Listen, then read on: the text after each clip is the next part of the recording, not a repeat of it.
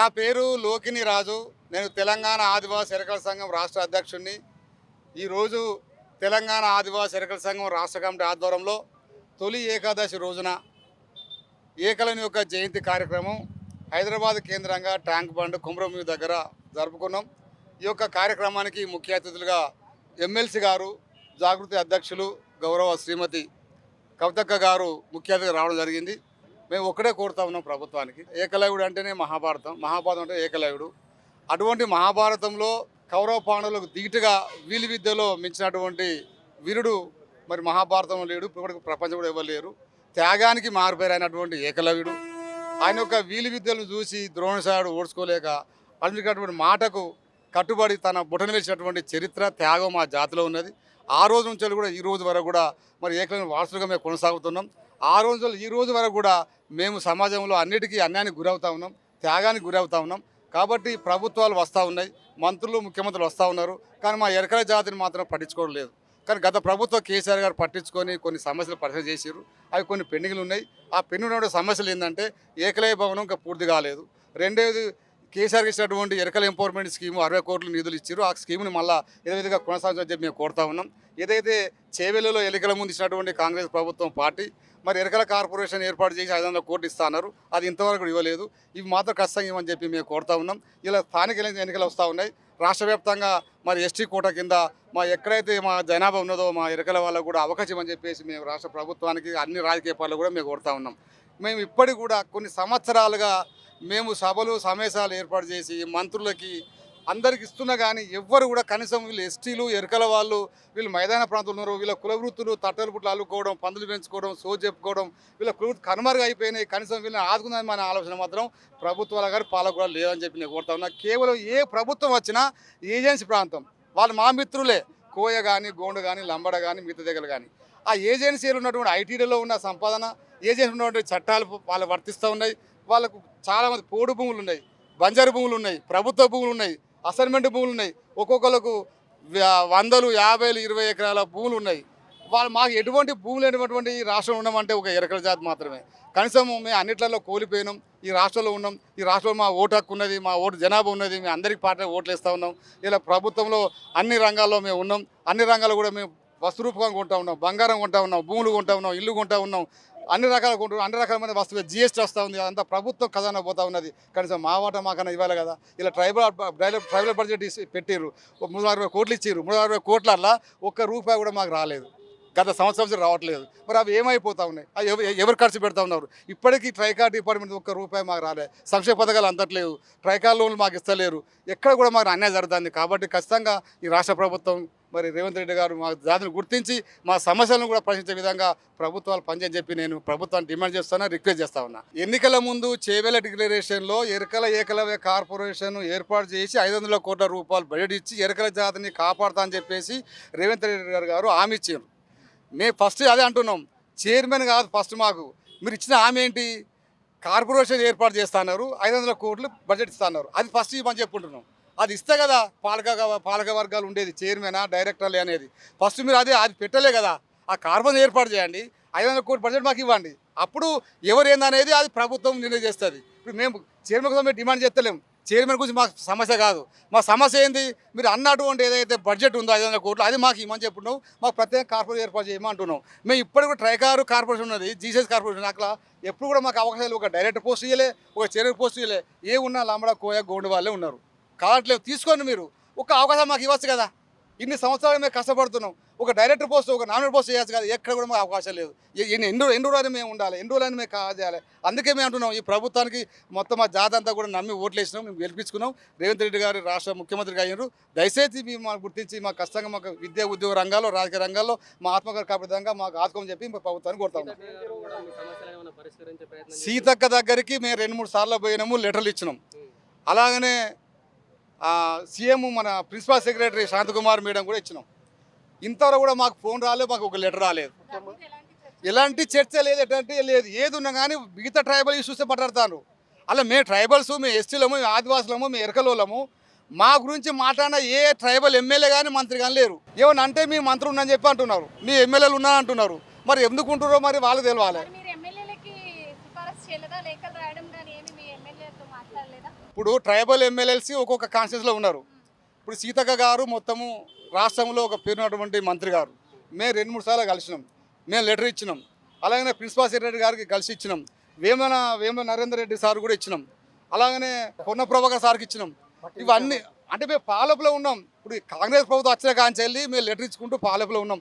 ఏ ఒక్కరు కూడా కనీసము అరే ఎరుకలోళ్ళు ఎస్టీలు వాళ్ళు పాప పేదోళ్ళు అని చెప్పి ఆయన మనసులు ఎవరు లేరు.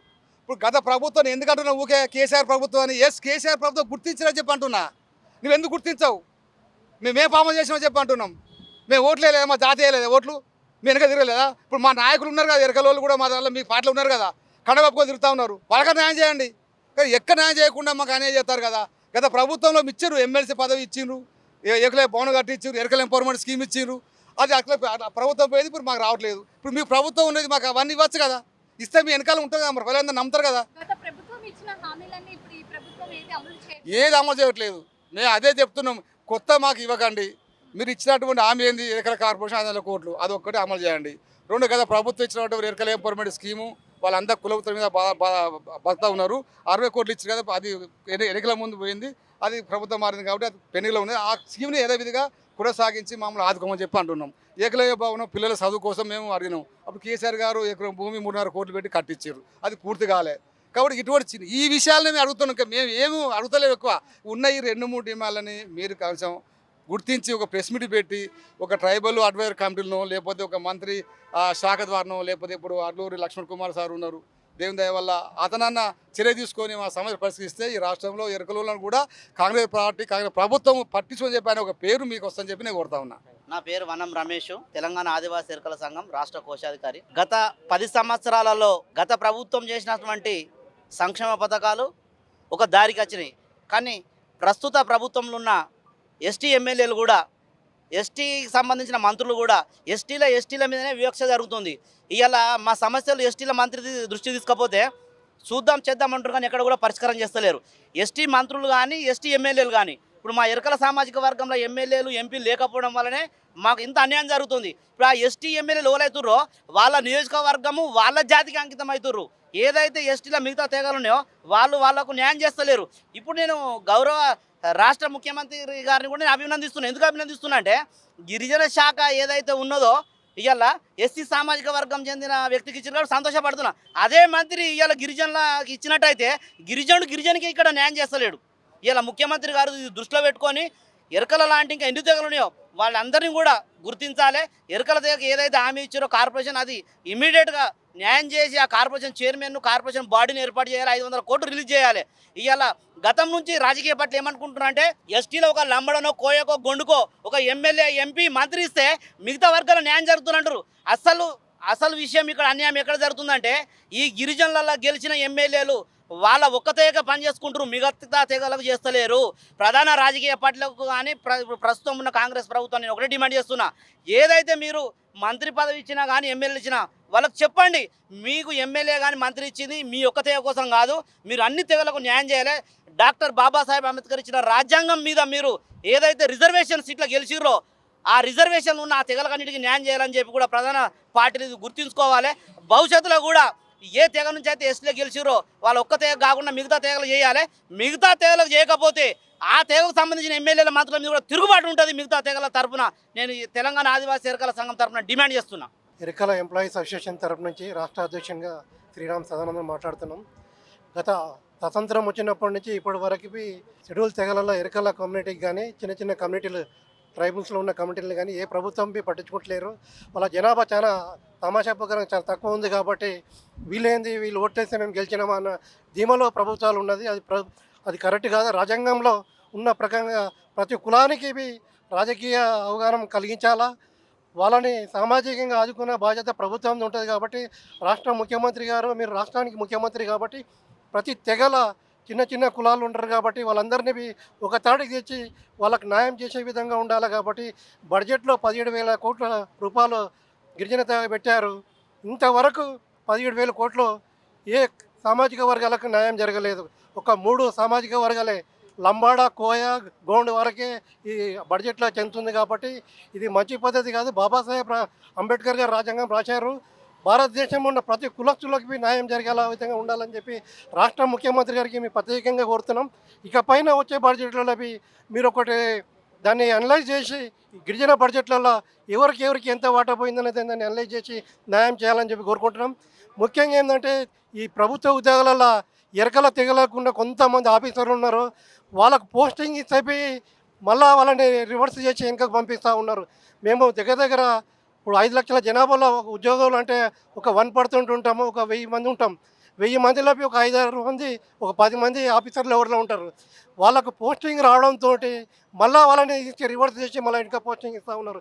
ఈ విధంగా అన్యాయం జరుగుతుంది. కాబట్టి ఇవన్నీ మీరు గ్రహించి మాకు కులానికి న్యాయం చేయాలని చెప్పి, ఎందుకంటే రాజకీయంగా మాకు అవకాశాలు ఉండవు.